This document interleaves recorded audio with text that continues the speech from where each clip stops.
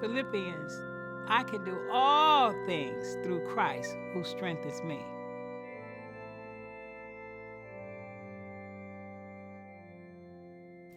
Hi, my name is Carolyn Green, and this is my story. I was born in Cleveland, Ohio.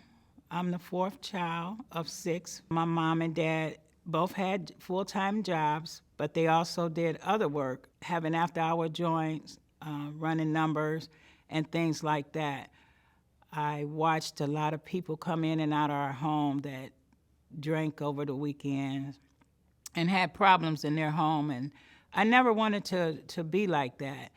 I caught my brother and 2 of my brothers drinking alcohol one day, and I was going to tell on them, and they told me I better not tell, and they convinced me into trying and saying, "You just scared, you just can't do what we do."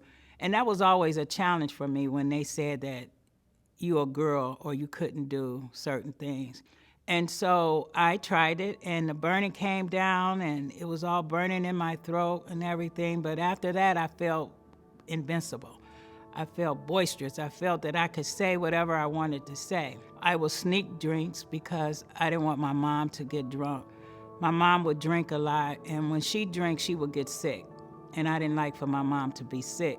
So I figured if I drink the liquor, that it wouldn't be there, or if I put water in there.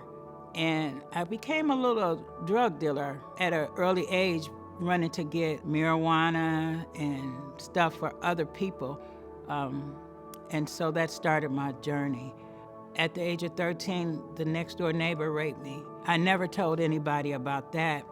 And my drinking increased, my marijuana uses increased. I was good in school. I was a straight A student. My grades started falling down. At that point, my mom was concerned. I was disobeying the school rules. I was cutting classes, and I was fighting in school. And my mom was like, "What is going on? What is going on with you?" She didn't know that I had started drinking. By the age of 15, I started sneaking out of the house. I felt alcohol gave me this courage. And then I would come home. My mom got tired. She would lock the door, lock me out. And then I learned how to break in the house. And so the whoopings and the punishments that I was getting, they was not enough to stop me. They were only things to make me drink more. And I would drink more and use drugs. At the age of 17, I did manage to graduate from school. Right after graduation, I had a boyfriend I was talking to. He made me feel as I was the top of the world. And he wanted to be intimate with me. And I was scared. I never told him or nobody else about the molestation and the rape that I had went through. I wanted to tell him, but I didn't tell him. And he wanted to just go play basketball. So he was playing basketball, and I was so upset. And he didn't want to leave, and he told me to take his car, and I wouldn't take his car. I was so angry with him, I started to walk. And as I was walking down the street, I seen 4 guys sitting on a rail. I felt scared, so I walked in the street. I said, I'm gonna walk in the middle of the street. And when I looked up again, the 4 guys was gone. And I kept walking, and as I walked, a guy was coming toward me, and he pulled out a shotgun and put it in my face and dared me to move. And then there was a guy behind me, and then a car pulled up. It was 2 guys in the car, and they kidnapped me. They kidnapped me and kept me for 3 days, and they had their way with me. I was so hurt. They dropped me off in front of my house on a Sunday morning, and I go in the house, and my mom was so angry with me. And she said, "Since you done graduated from school, you think you can do whatever you wanted to do." But I was so hurt. I felt so dirty. I felt so useless, worthless, that I didn't care what she was saying. And she was going to put me on punishment. And I went upstairs to call my girlfriend, and I told her, I said, "Please tell my mom that I spent the night over your house." And she said, "But you've been gone for 3 days. And I said, "I can't tell you what happened." She said, "Tell me, please tell me." And when I told her what happened, she said, "I gotta tell my mom." She said, "Because you need to go to the hospital, and you need to make sure you're okay. And they took me to the hospital. When I got to the hospital, they called the police, and I was so scared. They was trying to get a description of the people, but I went into a shock after they did the rape thing. And I ran out the hospital. But they did call me and tell me that I didn't have any sexual transmitted diseases. And I thought that was the end of it. And I was like, okay, I'm gonna get through this. I'm gonna get through this. Lo and behold, about 2 weeks later, they called and told me I was pregnant. And I was pregnant with my first child. I was scared. I didn't know what to do, but we were raised to believe in God, and I was scared to abort it. I wanted to have it because I wanted something to love. I didn't know who to tell. I couldn't tell my mom. I couldn't tell my family. And so I hid my pregnancy. At the 8th month, my mom found out because my brother got married, and I had to wear a dress that had a big belt around it that showed my stomach. And as I walked down the aisle, I could hear my mother, "Is that girl pregnant?"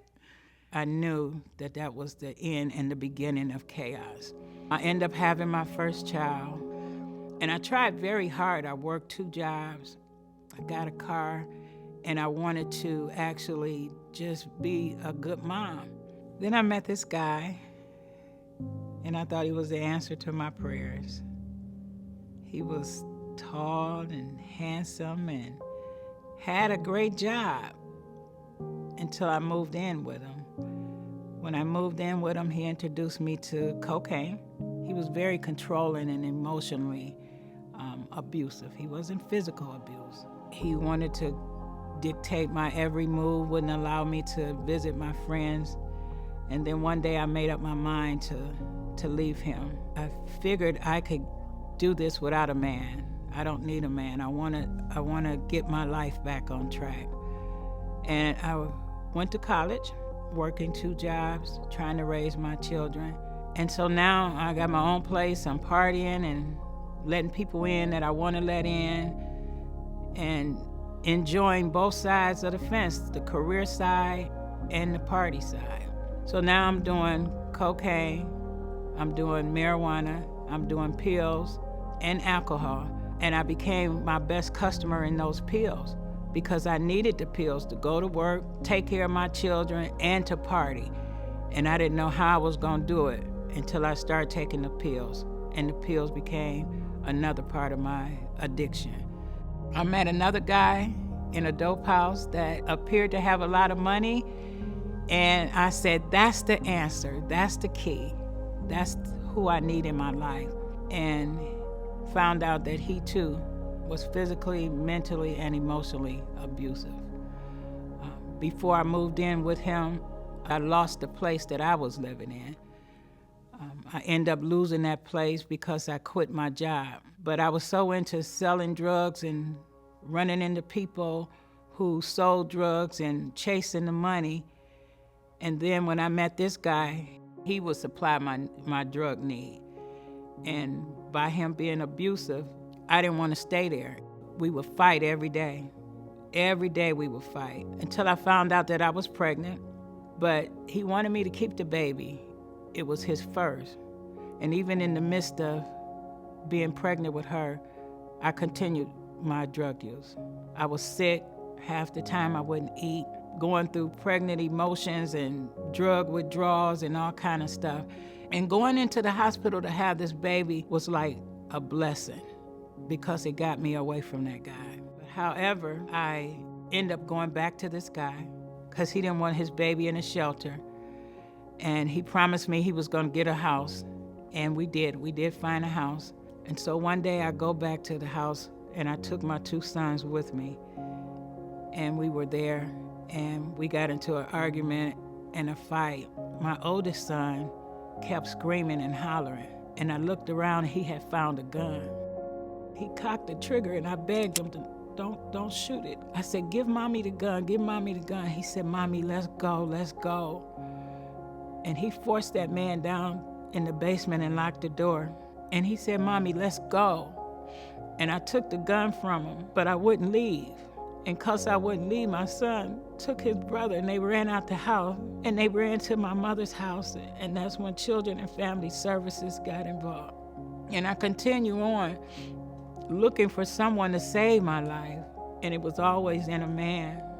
And before I met this other man, I was in the streets drinking heavily, day in, day out. Had to wake up with a drink and a drug. And I would find myself on the street corners on Cedar Avenue, walking all day and all night, nothing to eat, staying in abandoned houses, getting high. I didn't care about anything. I didn't care about nobody. Didn't nobody care about me. So I met this guy, and my girlfriend introduced me to him, and I thought I would be able to get my life back in order, selling drugs and being able to just maintain and get my children back, not knowing that my habit got worse. I went over his house one day and somebody knocks on the door. He talked to him and he come back and he said, I done told people about coming over here without calling. And when the guy come back, he had somebody with him and they robbed us. They beat him, tied us up, and I was able to squeeze out and I untied him and he was able to get up and get his gun and he shot out the door and he killed the wrong person. Police was everywhere.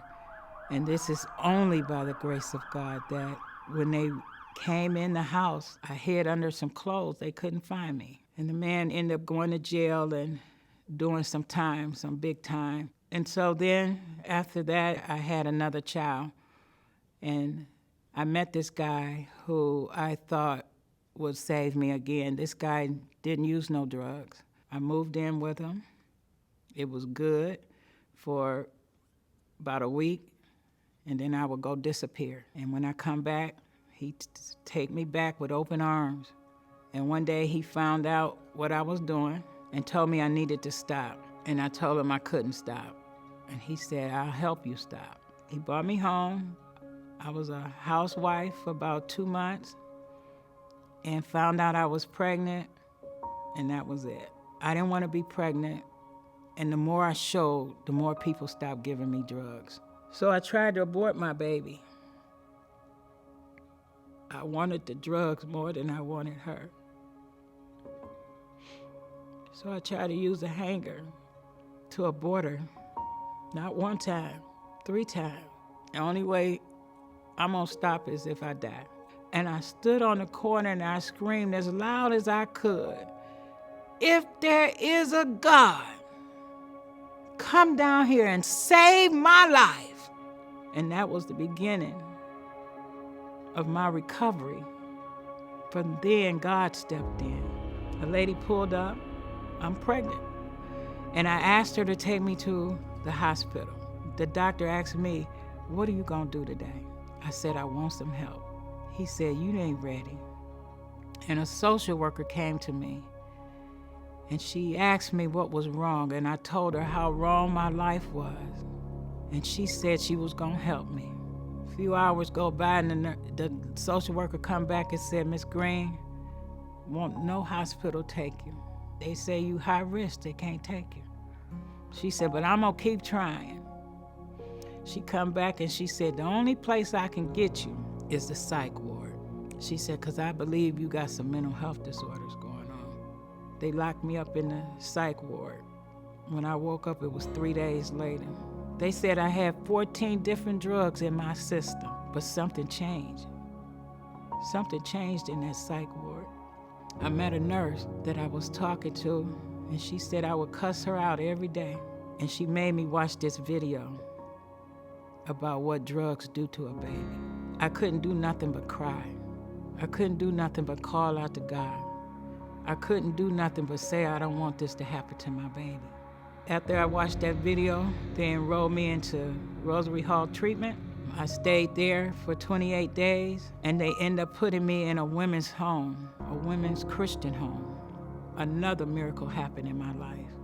I met some women that taught me how to care for myself and how to care for my babies. They told me I had to go to AA meetings and I had to go to church. I didn't care where they told me I had to go. And one thing about AA that I love is that I found people just like me, but they had something I didn't have. They gave me hope. I was going to meetings and they would say, couldn't no babies come in here? And one of them AA women say, you go in the meeting, I'm gonna sit out here with your baby, because you need this meeting. They said, get a sponsor. And they encouraged me. And they gave me support. And I thank God for AA.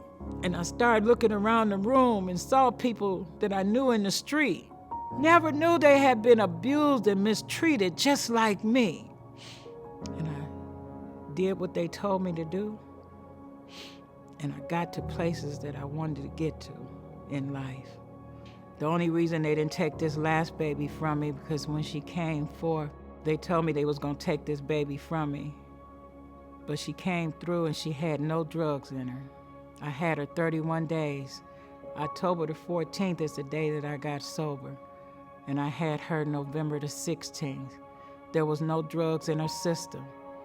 They had no reason to take that baby, even though they had my other children in the custody of the Children and Family Service.